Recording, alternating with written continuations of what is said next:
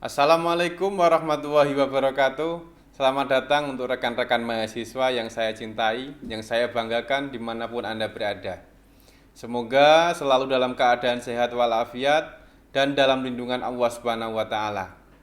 Selamat datang di ruang belajar mata kuliah Akuntansi Manajemen Sepada Sistem Pembelajaran Daring Fakultas Ekonomi dan Bisnis Unisnu Jepara.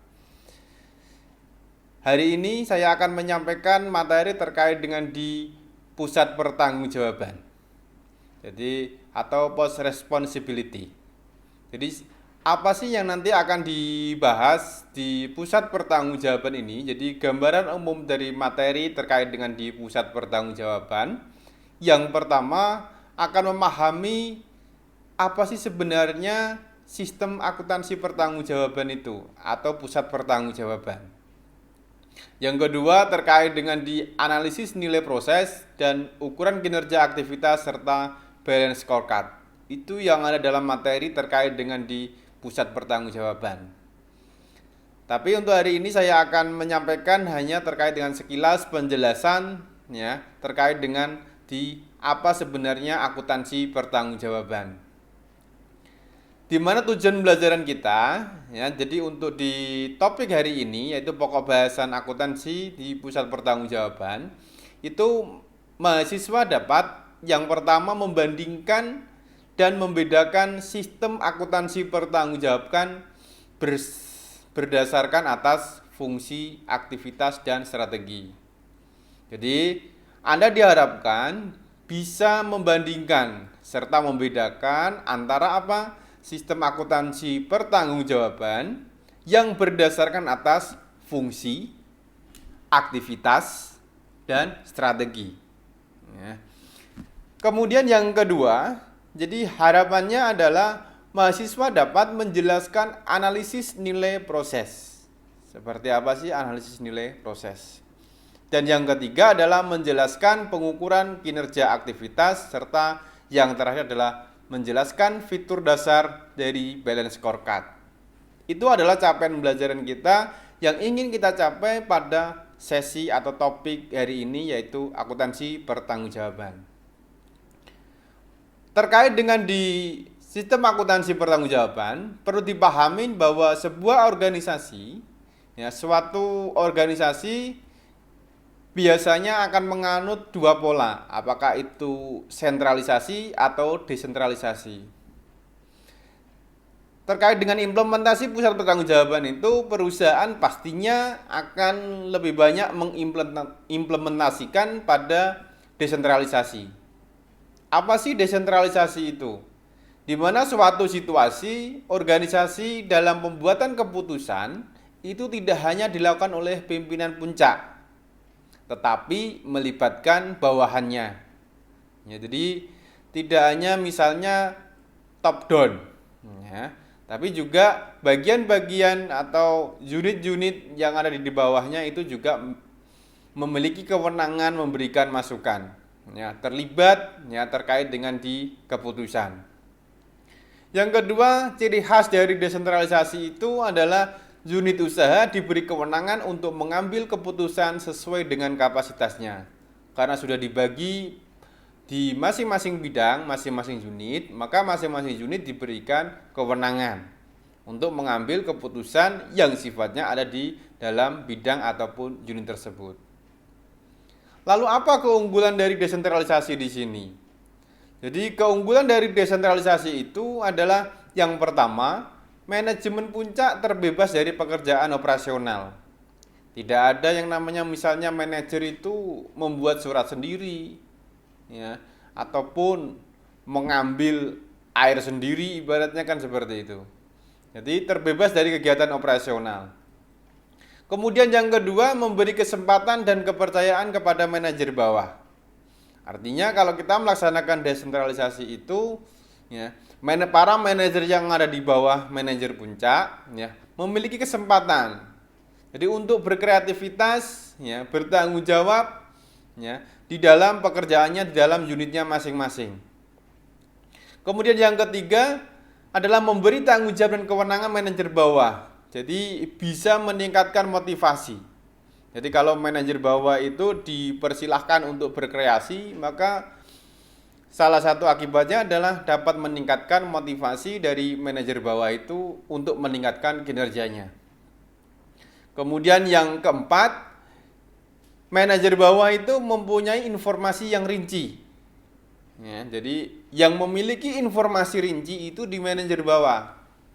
Jadi manajer puncak itu informasinya general.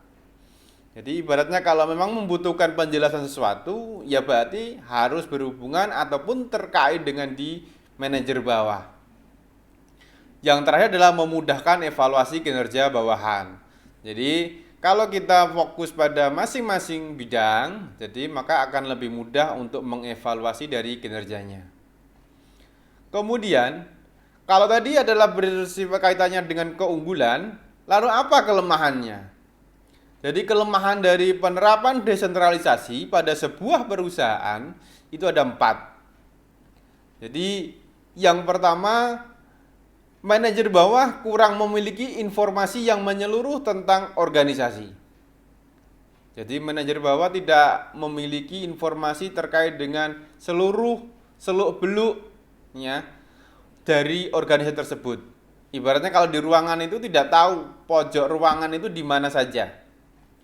Nah, itu. Jadi karena apa? Dia fokus hanya di bagiannya masing-masing. Yang kedua adalah kurang koordinasi antar manajer bawah. Karena kalau sudah bekerja, para manajer ya fokus dengan kegiatan aktivitasnya masing-masing ya.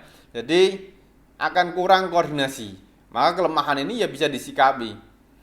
Ya, berarti apa? Antar manajer bawah harus dilaksanakan seringnya koordinasi. Kemudian yang ketiga, manajer bawah mungkin memiliki tujuan yang berbeda-beda. Nah, jadi mungkin para manajer itu memiliki tujuan masing-masing. Itu kelemahannya. Ya. Dan yang keempat, lebih sulit menyebarkan informasi dan gagasan yang bersifat inovatif. Karena apa? Harus menggerakkan seluruh bagian. Jadi kalau manajer bawah punya gagasan ya, atau inovasi terbaru, maka untuk mengimplementasikan itu ya memang agak sulit. Karena dia harus mendeseminasikan atau menginformasikan kepada bagian-bagian ataupun unit yang lain. Ya. Jadi agar efektif, maka organisasi harus meyakinkan bahwa pelimpahan wewenang ya, serta ukuran pemanfaatan sumber daya yang telah didesain dengan seksama sesuai dengan tujuan organisasi. Ya. Lalu seperti apa responsibility accounting itu atau akuntansi pertanggungjawaban? Jadi di responsibility accounting itu meliputi penentuan ukuran kinerja. Jadi menentukan ukuran kinerja yang dapat memotivasi para anggota organisasi. Ya. Untuk apa? Untuk bertindak sesuai dengan yang diharapkan, yang diinginkan oleh organisasi. Itu adalah responsibility accounting. Jadi ukuran kinerja dari manajerial itu hendaknya merefleksikan pelimpahan wewenang dan tanggung jawabnya. Jadi apa yang menjadi tanggung jawabnya itu adalah yang diukur terkait dengan kinerjanya. Jadi tidak di bagian A standar pekerjaannya seperti apa, ya udah diukur dengan sesuai dengan standarnya. Tidak bagian A tapi diukur dengan standar pekerjaan dari bagian B. Nah, itu terkait dengan di akuntansi pertanggungjawaban. Jadi apa sih sebenarnya dari sistem akuntansi pertanggungjawaban itu? Adalah suatu sistem evaluasi kinerja para manajer yang didasarkan pada aktivitas di bawah supervisi manajer yang bersangkutan. Ingat, berbicara tentang responsibility accounting itu adalah sebuah sistem. Untuk apa? Mengevaluasi kinerja. Kinerja siapa? Para manajer. Dasarnya apa? Dasarnya adalah aktivitas yang ada di bawahnya. Aktivitas yang menjadi kewenangan dari para manajer tersebut. Lalu terkait dengan di pusat pertanggungjawaban bagaimana? Ya, Jadi terkait dengan pusat pertanggungjawaban atau responsibility center, itu adalah sebuah bagian, sebuah segmen, ataupun subunit organisasi yang dipimpin oleh seorang manajer yang bertanggung jawab. Itu adalah pusat pertanggungjawaban. Ada responsibility accounting, ada responsibility center. Ya, jadi satu bagian ataupun segmen di mana dia memiliki tanggung jawab untuk apa? Di mana bagian tersebut itu dipimpin oleh seorang manajer. Ya, jadi tentu saja bagian ataupun segmen ataupun unit tersebut itu memerlukan kaitannya dengan di pengendalian. Pengendalian apa? Produksi, jasa, ataupun yang lain. Ya, jadi pusat pertanggungjawaban itu sendiri dapat didefinisikan, dapat diartikan sebagai suatu kumpulan atau set aktivitas yang dibebankan kepada manajer, kepada seorang manajer. Jadi ataupun kelompok manajer ataupun karyawan. Itu terkait dengan di pusat pertanggungjawaban. Jadi pusat pertanggungjawaban itu sendiri ya kerap dimanfaatkan untuk mengidentifikasi bagian mana dari organisasi yang memiliki tanggung jawab terbesar untuk setiap tujuan organisasi. Dari bagian organisasi tersebut, mana bagian yang misalnya kita mau mengidentifikasi, mau memetakan bagian mana sih yang memiliki andil paling besar terkait dengan pencapaian tujuan dari organisasi. Dengan apa? Dengan cara mengembangkan ukuran kinerja target yang wajib dicapai, termasuk desain sistem pelaporannya seperti apa. Itu terkait di pusat pertanggungjawaban. Jadi pusat pertanggungjawaban itu di sini memungkinkan para manajer untuk melakukan negosiasi harga dan kebebasan untuk memutuskan tidak melakukan penjualan internal. Jadi merupakan salah satu bagian dari hak ataupun negosiasi ataupun peluang yang bisa dilakukan oleh manajer. Namun, bagaimanapun dalam desentralisasi adalah penting untuk membiarkan para manajer mengambil keputusan. Ya, agar apa? Jadi dia bisa meningkatkan kreativitas dari para manajer itu. Karena kalau dilihat, pengambilan keputusan itu adalah bagian dari proses pembelajaran. Ya. Jadi kalau misalnya dari pusat pertanggungjawaban tersebut, ya, kalau di dalam buku, ya, tipe dari pusat pertanggungjawaban itu ada 4. Ya, jadi pusat pertanggungjawaban itu ada 4. Yang pertama ada cost center atau pusat biaya. Yang kedua ada pusat laba atau profit center. Yang ketiga ada revenue center atau pusat penjualan. Dan yang keempat ada investment center ya, atau pusat investasi. Itu adalah jenis-jenis ataupun tipe dari pusat pertanggungjawaban yang ada dalam sebuah perusahaan. Lalu dari masing-masing tipe tersebut bertanggung jawab atas apa? Jadi kalau cost center atau pusat biaya itu bertanggung jawab hanya atas biaya. Itu cost center. Tanggung jawabnya atas biaya. Kemudian ada revenue center. Dia bertanggung jawab atas penjualan, atas penerimaan. Revenue center. Kemudian ada profit center. Jadi bertanggung jawab atas apa? Atas penjualan, beban, dan juga laba bersih atau rugi bersih.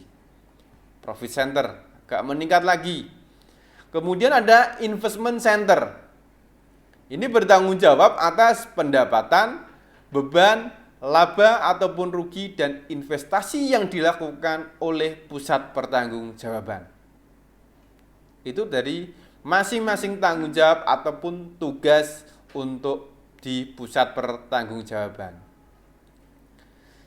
Jadi pusat biaya di sini itu adalah pusat pertanggungjawaban yang menimbulkan biaya, namun secara tidak langsung menghasilkan penjualan. atau pendapatan. Itu pusat biaya. Jadi seperti hanya kaitan dengan apapun pengorbanan dari perusahaan itu, kira-kira hasilnya apa? Ya, hasilnya. Jadi menghasilkan sebuah penjualan. Itu pusat biaya. Kemudian di pusat penjualan. Jadi pusat penjualan itu di sini, jadi pusat pertanggungjawaban yang dibebani tanggung jawab untuk melakukan penjualan setinggi mungkin. Ya, jadi tidak heran kalau misalnya bagian sales itu ya pokoknya dia berusaha untuk menjual. Ya, bagaimana barang-barang yang ada dalam sebuah perusahaan itu terjual. Ya. Kemudian ada profit center. Ini adalah pusat pertanggungjawaban yang bertanggung jawab atas seluruh beban dan penjualan. Karena selisihnya tadi. Nah, sedangkan investment ya terkait dengan keputusan investasi ya atas sejumlah dana yang tersedia. Lalu bagaimana sistem pelaporan dari pusat pertanggungjawaban itu sendiri? Ya. Jadi penyusunan laporan untuk setiap tingkatan, jadi itu menjadi tanggung jawab dengan bagian organisasi masing-masing. Jadi dia bertanggung jawabnya siapa? Kan itu. Jadi kalau evaluasi pertanggungjawaban itu berarti manajer mempertanggungjawabkan hal-hal yang berada dalam penguasaan atau accountability-nya. Jadi dia akan mempertanggungjawabkan apa yang menjadi tanggung jawabnya, apa yang menjadi kewenangannya. Kemudian yang kedua adalah konsep dari accountability adalah mengandalkan klasifikasi dari akuntansi itu. Sedangkan prinsip dari accountability itu sendiri adalah manajer hanya bertanggung jawab atas hasil yang berada dalam kendalinya.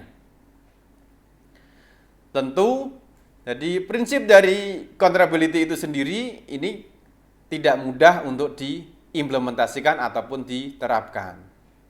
Ya, itu adalah terkait dengan di penjelasan, ya, gambaran tentang sistem pertanggungjawaban atau akuntansi pertanggungjawaban ataupun pusat-pusat pertanggungjawaban. Jadi accounting responsibility. Ya, semoga memberikan manfaat bagi Anda. Jadi terkait dengan untuk memahami di akuntansi pertanggungjawaban. Jadi untuk lebih mendalamnya terkait dengan di evaluasi kinerja, kemudian di balance scorecard ya, nanti bisa dibaca untuk ataupun dilihat untuk di video selanjutnya. Terima kasih. Wassalamualaikum warahmatullahi wabarakatuh.